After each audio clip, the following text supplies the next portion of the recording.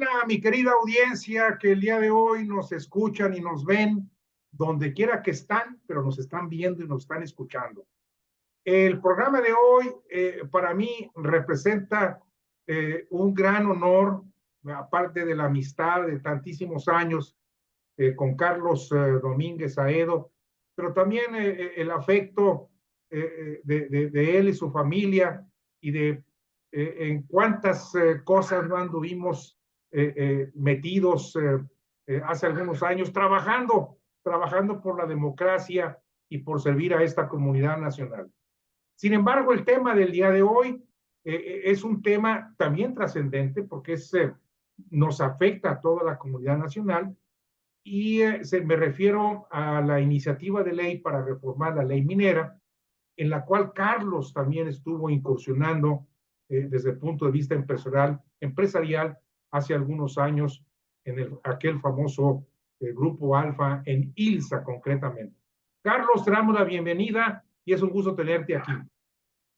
Muchas gracias, Raúl. Un honor participar en tu programa, sobre todo cuando me pongo a pensar en las cantidades de invitados de mucho prestigio que has tenido. Entonces, ahora sí se te coló uno de no tanto, pero bueno, vamos a hablar un poco. Déjame decirle al auditorio que yo sí trabajé muy ligado con la minería en los tiempos de ILSA, pero recientemente fui director de minas de Ternium, ¿verdad? Entonces, yo estuve viviendo en Colima por 15 años. Aunque fui director de Ternium por unos 7, pero después me quedé unos 3 o 4 años más como asesor de la compañía en temas mineros, porque la minería es una cosa muy curiosa, Raúl, reúne porque requiere de conocimientos técnicos de la dirección, del management, que era yo, como director general de minería, pero también requiere de los conocimientos políticos y de las relaciones necesarias, porque todo es Semarnat, es Conagua, es el ejército, es las tierras de los campesinos, o sea, hay mucha necesidad de relaciones gubernamentales, municipales, estatales y federales. Entonces,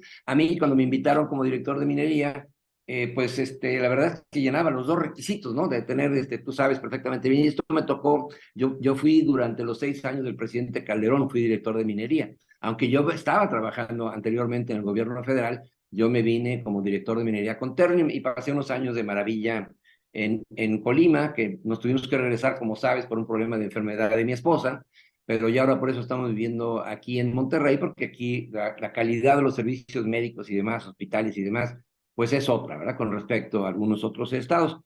Pero me gustaría empezar, Raúl, con un concepto de gobiernos cuando son lógicos a cuando son ideológicos. Entonces, hace un rato comentábamos que cuál es la razón. Entonces, muchas de las decisiones que toma este gobierno son por ideologías. O sea, yo creo que ideológicamente cerraron el aeropuerto de México y por ideologías están ahora cambiando la ley de CONACYT y bueno, ya en otra ocasión, en otro programa voy a hablar de lo que yo le llamo una diarrea legislativa, porque se están comiendo un montón de leyes muy buenas y positivas para México y las están haciendo popó, con todo respeto. Pues el Carlos, caso de la minería es una de ellas. me gustaría compartir contigo y con la audiencia un concepto que yo he venido manejando desde hace mucho tiempo, y no solamente en el gobierno de López Obrador, creo que en todos los gobiernos se presenta de alguna forma esa imagen del populismo, que se convierte en una narrativa de propuestas, que a la gente le encanta escuchar, que a la gente le encanta soñar. Oye, las propuestas de este candidato, presidente, gobernador, wow, son maravillosas. Y AMLO un encantador de serpientes. Créanmelo, audiencia, créanmelo.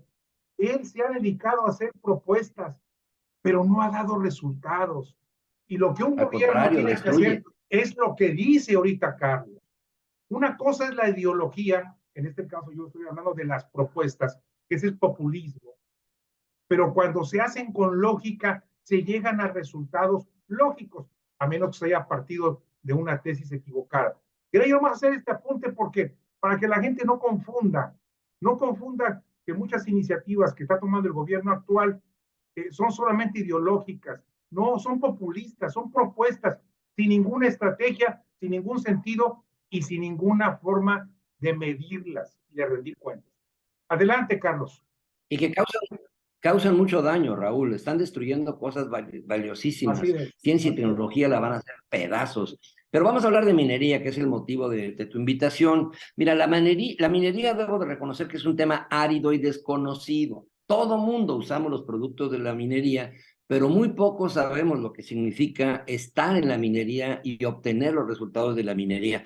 Todo lo que está a nuestro alrededor, como comentabas hace un rato, si yo me quito los lentes, pues este armazón está hecho con minería, los cristales son de minería. Si pongo mi computadora, pues ¿de dónde vino? De la minería. A la hora de comer, el tenedor y la cuchara vienen de la minería, pero la estufa también. Y el coche en el que fuiste a comprar al supermercado también. Entonces, todo lo que nos rodea viene de minería, ¿sí? Ahora, hay minerías que mueven kilos de mineral y hay minerías que mueven millones de toneladas, como es el caso de la industria del hierro y del acero. ¿Sí? Entonces, por ejemplo, en el caso del hierro y del acero, la producción que sale de Colima, Colima produce 6 millones de toneladas de pellets. Pellets son el producto final del mineral de hierro para ya poder ser utilizado en los altos hornos o en las plantas de reducción directa y posteriormente, aguas abajo, convertirse en acero y más adelante en un automóvil Kia o algún electrodoméstico de alguna marca, etcétera, ¿no? Bueno, Monterrey recibe del orden de 6 millones de toneladas bueno, Colima más bien produce 6 millones de toneladas que vienen por ferrocarril. O sea, son manejos monstruosos, Raúl, son manejos monstruosos donde hay miles y miles de personas trabajando y que pueden ser severamente afectadas. Hay grandes ciudades que nacieron con la minería, si nos vamos al paso del tiempo, ¿no? Los 49ers de fútbol americano se llaman por la búsqueda del oro en el año 1849. Guanajuato, Zacatecas y el mismo Monterrey, su origen original, valga la redundancia, pues fueron los grupos que vinieron a buscar minería después de que no encontraron aquí evangelización. Entonces se vinieron con la minería, ya todos sabemos la historia de lo que pasó en Monterrey. También la minería tiene un poquito de sabor, Raúl, de ricos y pobres, y esa es la parte populista que tú manejas y la parte ideológica que yo digo, porque los mineros son ricos, ¿no? Como que los mineros son ricos y los pobres campesinos donde se desarrollan las minas son pobres. Ahorita que decías de la minería, de repente se imagina uno que las minas son como la de Blancanieves y los 7 enanos, ¿no? De que se meten a un túnel y están los diamantes ya cortados y ahí los van sacando. No, no es así, es una industria de millones y millones de toneladas a remover, de inversiones pesadísimas. Una buena mina tiene 1,000, 2,000 millones de dólares invertidos nomás en maquinaria y equipo. Y ahorita digo por qué es tan grave cuando tratan de reducir las concesiones, ¿no? Pero te digo, tiene un sabor entre ricos y pobres y tiene también un sabor entre mexicanos y extranjeros. Porque si te pregunto de quiénes son las principales minas de oro y de plata del país, son canadienses. ¿Verdad? Son canadienses y ya el gobierno de Canadá levantó las antenas contra esta ley minera. Si te pregunto de quiénes son las principales minas siderúrgicas de hierro en México, pues una es de Mittal, que es de la India, y las otras son de Ternium, que dirían son de Argentina. Entonces queda el sabor de boca muy popular de decir, no, es que los argentinos nos están explotando, los indios nos están explotando y los canadienses y americanos nos están explotando. Y no es así. Todo ese mineral se queda en México y si viene Tesla a Monterrey es porque tenemos hierro que poderle ofrecer para hacer los carros a la calidad que ellos necesitan. Si cerramos esas minas se acabó. No estamos dañando nada más a la industria minera, se está dañando a toda la cadena de valor. Si se cierra la minería y entonces ahora Ternium o Arcelor tienen que empezar a importar mineral de hierro del extranjero porque ya no se puede obtener mineral aquí por las nuevas leyes, les rompes la competitividad. ¿De dónde está el nearshoring? Si tenemos el famoso nearshoring, si tenemos el mineral en México, ¿por qué lo tenemos que ir a traer de Brasil o de Sudáfrica? ¿Sí? O de Australia. Entonces, es la consecuencia muy grave a la lógica que no tiene más que una postura ideológica que le pone la torre a todo esto. La minería en general es un camote en general por el artículo 27 constitucional, que es muy sabio el artículo 27, pero el artículo 27 constitucional le da la posesión de la tierra, pero solamente de lo que está en la superficie a quien la tenga. Lo que está debajo de la superficie es propiedad de la nación. Entonces, si tú tienes un rancho no sé, en Santa Catarina, vete a saber dónde tienes un rancho en Linares, y resulta que rascándole en tu rancho encontraste minerales valiosos para explotación, no los puedes explotar, tienes que obtener una concesión minera. Pero si yo estoy interesado en obtener hierro y voy a Michoacán, voy a Colima o voy a Jalisco, hablo de eso porque es donde yo estuve viviendo, ¿eh? Y entonces yo empiezo a explorar, explorar, explorar, explorar, y de repente, bueno, pido una concesión minera por un territorio, de repente encuentro que sí hay, ahorita hablo un poco de la exploración, pero y tú eres el dueño del rancho y yo soy el interesado en explotar ese yacimiento, pues tengo que ponerme de acuerdo contigo.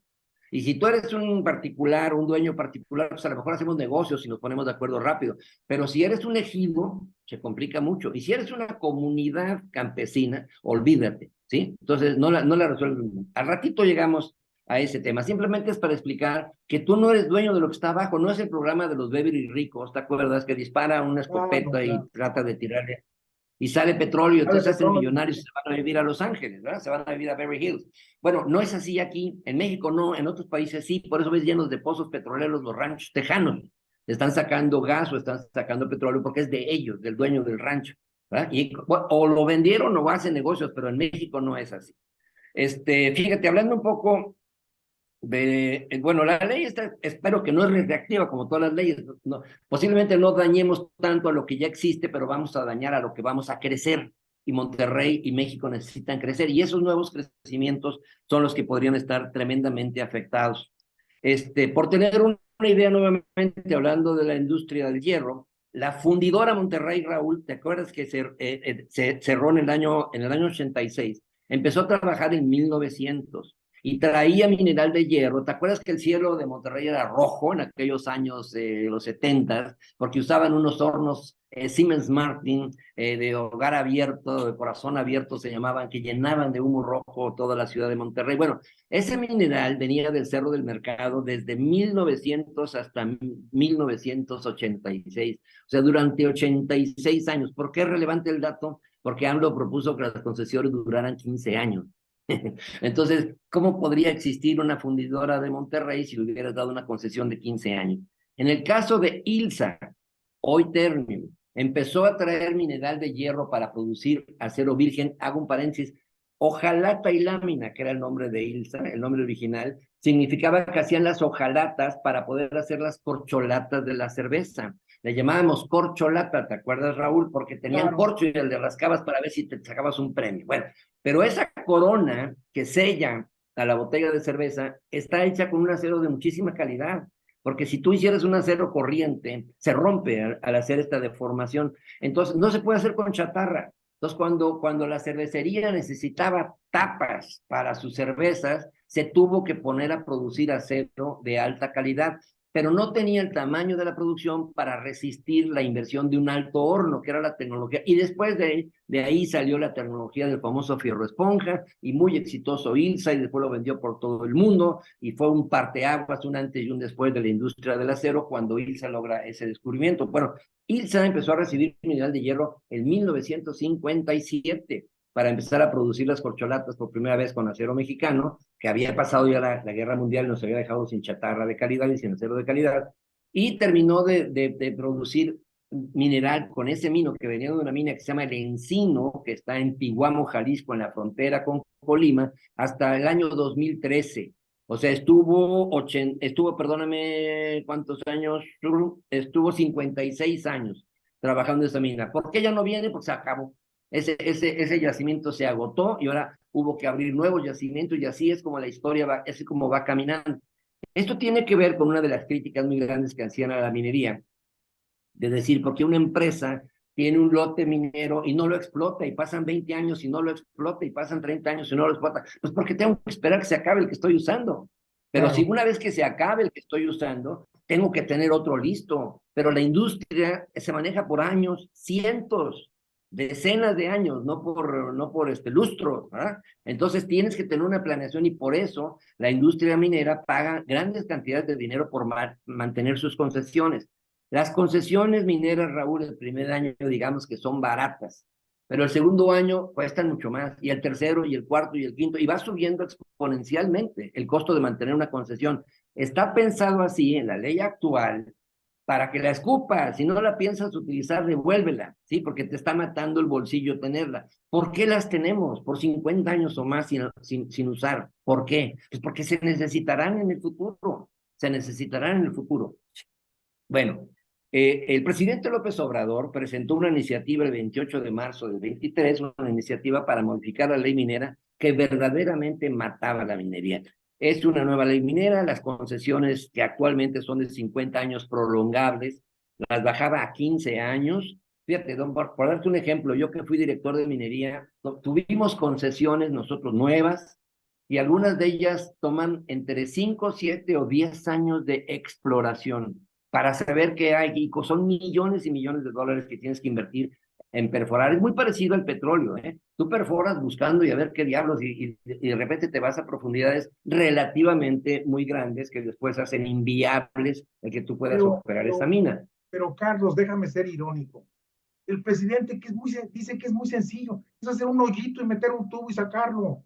Claro, así dijo, un popote para sacar petróleo. Pero entonces dices, es una burla lo que estamos recibiendo como país. Pero al final de cuentas lo plasman en una iniciativa de ley que los diputados, gracias a Dios, tuvieron una reunión con los integrantes de la Cámara Minera, todos ahí mis amigos, gracias, porque yo también fui integrante de la Cámara Minera, y lograron convencer a Morena de que le diera para atrás a la iniciativa del ¿Cuál 28 fue el de argumento marzo que del usaron para que 27. le dieran para atrás? Pues por la razón.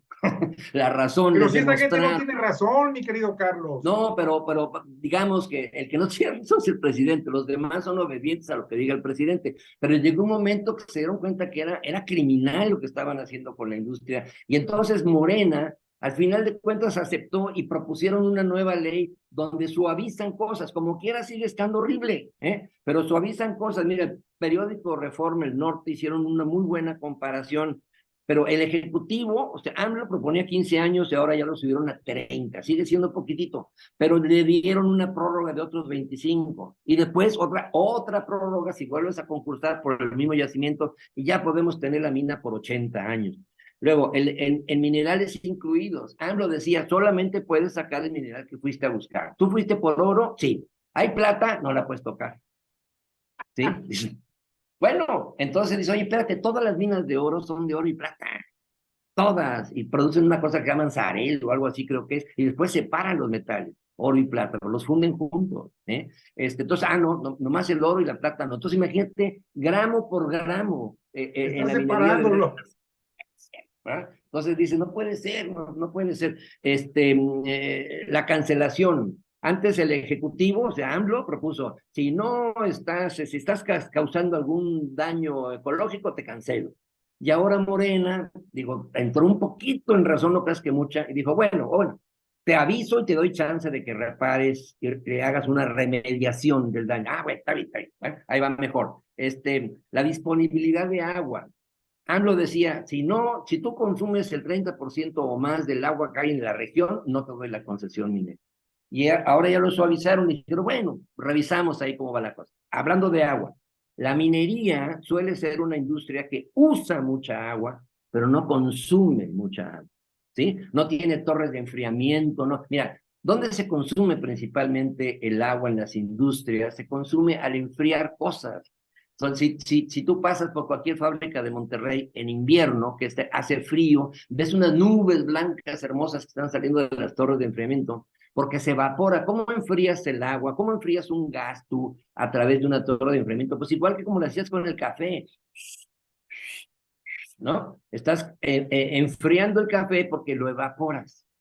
Al evaporar termodinámicamente hay una disminución de temperatura muy importante, ¿sí? Entonces, las torres de enfriamiento son las grandes consumidores de agua. Entonces, si tú produces acero a 1300 grados y lo estás laminando a 1000 grados, pues de que se calientan las cosas, se calientan. Entonces las enfrías con agua y consumes agua. Agua de reciclaje, por cierto, que es lo que se usa en Monterrey. La minería usa el agua, no tiene ningún proceso caliente, y usa el agua solamente para acarrear sus líquidos, ¿cómo se llama? Mira, voy a poner un caso de un ferroducto. Tú estás arriba, voy a hablar de Colima otra vez, porque es donde viví, pero eso pasa en muchas minas. Hay un municipio que se llama Minatitlán, igual que el de Veracruz, pero este es Minatitlán, Colima. Está en la montaña, y arriba de esa montaña, hasta la punta, hay un gran yacimiento minero desde hace 30 años o 40 años, que se llama Peña Colorada, del tiempo de Salinas de Gortari. Antes, Peña Colorada, porque la peña era colorada, porque el mineral de hierro cuando está en exposición con el medio ambiente se oxida y se pone rojo. y por eso si dejas una varilla o algo así se pone medio rojita porque se está oxidando. Bueno, esa peña colorada procesa allá arriba el mineral, lo separa, lo tritura, ¿verdad? Y hasta que lo concentra a su máximo nivel de concentración de fierro, que es 67%. ¿Por qué no más? Porque el resto es oxígeno. No hay minas de hierro, hay minas de óxido de hierro. Y por eso después tienes que quitarle ese oxígeno y para poderlo transformar y hacer acero. Bueno, ahora, entonces, ¿cómo le haces? Tú produces un lodo que tiene 67% de fierro y lo trasladas usando agua. Lo bajas, Minatitlán está 1000 metros arriba de Manzanillo. Entonces tú bajas con un tubo y llega el agua hasta Manzanillo y regresas el agua. Y estás dando vueltas y vueltas y vueltas. Por eso te digo, y lo mismo con las colas de las minas que se llaman, las tierras que ya no sirvieron. Cuando hiciste todo ese proceso de concentración, sobró mucha tierra que se llaman colas, ¿verdad? Bueno, esas colas las mandas a las presas de colas o las mandas a procesar con agua en forma de lodo y luego regresas el agua y ahí estás. Por eso te digo que la minería usa mucha agua, mas Sí. no consume mucha agua. Al Oye, final Carlos, de cuentas, cuando dejas una mina, sí, no, perdón por la interrupción. Eh, eh, eh, adelante. Entraste al aspecto técnico, pero no concluiste y me gustaría saber cuál fue ya el resultado final de la racionalidad de los diputados de Morena. ¿Qué es lo que está pendiente? Pues el final es de que la Cámara Minera y los mineros la aceptaron porque no hay de otra, ¿sí? Eso no quiere decir que sea buena, pero es mucho menos dañina de lo que era la de AMLO. Y desde Pero tu ya sí, ángulo, se va a aprobar. desde tu opinión, ¿cuáles, qué aspectos son perjudiciales y qué aspectos pudiéramos llamar neutrales o benéficos? Ninguno mejora nada, ¿eh? Ninguno mejora nada. Ahora, Ah, ¿cuál caray. es el más perjudicial de todos? Te lo iba, no mejora, o sea, no mejora, porque las leyes actuales no son tan malas, ¿verdad? Pero déjame decirte cuál es la parte más mala y dame 3 minutos. Mira, existe una cosa que se llama el fondo minero. El fondo minero se inventó en los tiempos del presidente Peña Nieto Que ya con desapareció, justa razón. lo intentaron desaparecer allí en Antigua. Ahí voy.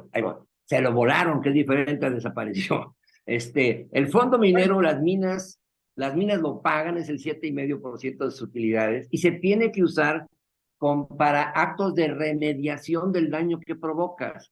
Entonces se divide, ese fondo minero dice, el 50% va a dar al municipio. Muy bien, entonces el municipio, que es el que más sufre por la minería, pues hace carreteras, a lo mejor hasta escuelas y todo, bueno, bravo, ¿no? Es justo.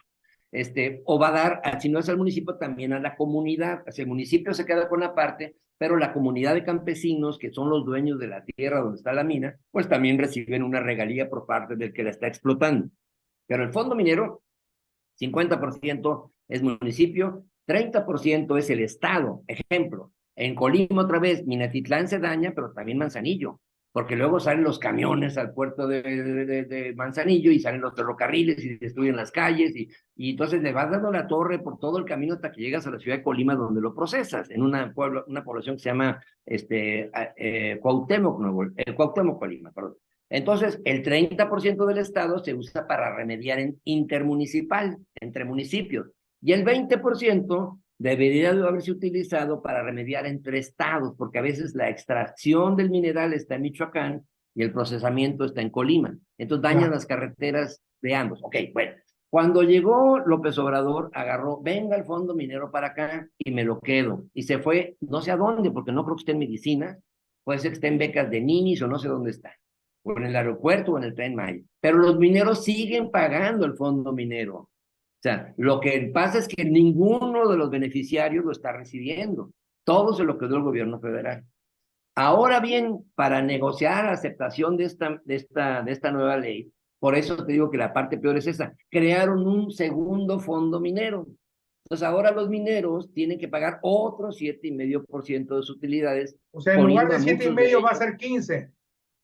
Sí, sí, nomás que los primeros 7,5 se lo queda al gobierno federal y el segundo ahora sí vamos a repartir. Pero yo voy a pagar 15. ¿Y mi competitividad qué? Ahora, dime una cosa, Raúl, no nos prometieron que no iba a haber nuevos impuestos. ¿Y entonces qué es esto? Es un derecho, Carlos. De acuerdo al lenguaje de Morena, es un derecho. Sí, sí. Estoy bromeando, ¿verdad? Digo, No, ya lo sé, no, ya lo sé, pero entonces, al final de cuentas, esta ley va a volar, bueno, creo que van a volar todas al final de cuentas, pero algunas provocando un daño del tamaño del mundo, y esta, gracias a Dios y al buen manejo de los empresarios mineros, creo que lograron sacar algo que sea menos dañino, aunque sí les pega fuertemente su competitividad. mi querido Carlos, una pregunta clave que por aquí me están mandando ahorita en la audiencia, se refiere a lo siguiente. Esta ley no es constitucional, ¿verdad? No, es ley secundaria, Es ley no es secundaria. reforma, Muy bien. no es apelable ante la Suprema Corte de Justicia. Ok. Segunda pregunta. El procedimiento que...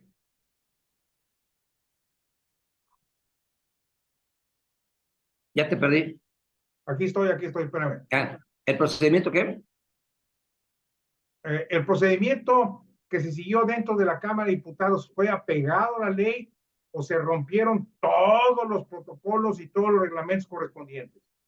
Business as usual, o sea, se rompieron todos. Pasó, pum, pum, pum, pum, Entonces, pum. ahí sí puede ser una solicitud a la Suprema Corte de Justicia o a un tribunal administrativo federal para revisarlo. Sí, sí, por el procedimiento, no por el contenido, por la Así es, violación al así es. procedimiento legislativo. Pero bueno, Bueno, ya veremos qué pero pasa. Déjame es darte un un camino alterno último, que todavía puede estar vivo. sí, un último comparativo rápido. Yo me puse a checar cómo andan la comparación de las concesiones por países. En México, de 105 años que eran ahorita, lo bajó Andrés Manuel López Obrador a 30, ¿te acuerdas que eran 15 y 15? Y ahora ya vamos en 80, pero venimos de 105. En el Perú es infinito el tiempo de la concesión. Yo tuve una concesión de por vida, vamos. En el caso de Chile, te da 4 años de concesión para explorar, ahí es fuertemente el cobre, 4 años para explorar y después si encuentras cobre, es infinita la concesión de explotación, ¿sí? Entonces, y así muchos países. No hay ninguno que tenga las restricciones de tiempo tan severas como las tiene la nueva legislatura mexicana. Caray, pues digo, no deja de ser sorprendente la actitud de la 4T. Yo creo que la audiencia también lo que ocupa en este momento, Carlos, es que tú le expliques las consecuencias de una reforma de esta naturaleza.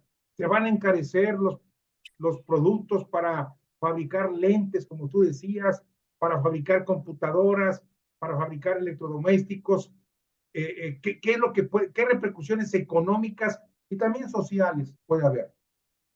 Seguramente las tienen, Raúl, porque la industria minera no tiene la capacidad de absorber un nuevo impuesto o derecho de 7,5%. ¿Dónde lo vamos a ver reflejados? Que lo vas a pagar tú y yo. Tarde que temprano, los automóviles van a ser más caros y los lentes también. ¿Por qué? Pues porque si no, no salen las cuentas. Ese es en el mejor de los casos. En el peor de los casos, es que hay inversionistas, como puede ser el caso de la industria siderúrgica, que digan, oye, yo ya no. Entonces voy a traer mineral de fuera porque ya me es tan costoso producirlo aquí, que ya compite contra traerlo de fletes de fuera y todo, entonces dejamos sin empleo a miles y miles de personas que viven de la minería. Entonces, las consecuencias negativas de atentar contra digamos, la salud de la industria minera pueden ser muy fuertes, Raúl, pueden ser muy fuertes. Ya te digo, si me voy a un extremo, suponte que alguna empresa cirúrgica, no quiero decir, no me diga, no, pues yo hasta aquí llegué. Lo que está pasando en Altos Hornos de México. A ver, lo que está pasando en Altos Hornos de México no tiene que ver con la minería, pero échale encima todavía el tema de la minería y a lo mejor ese elefante jamás se vuelve a levantar.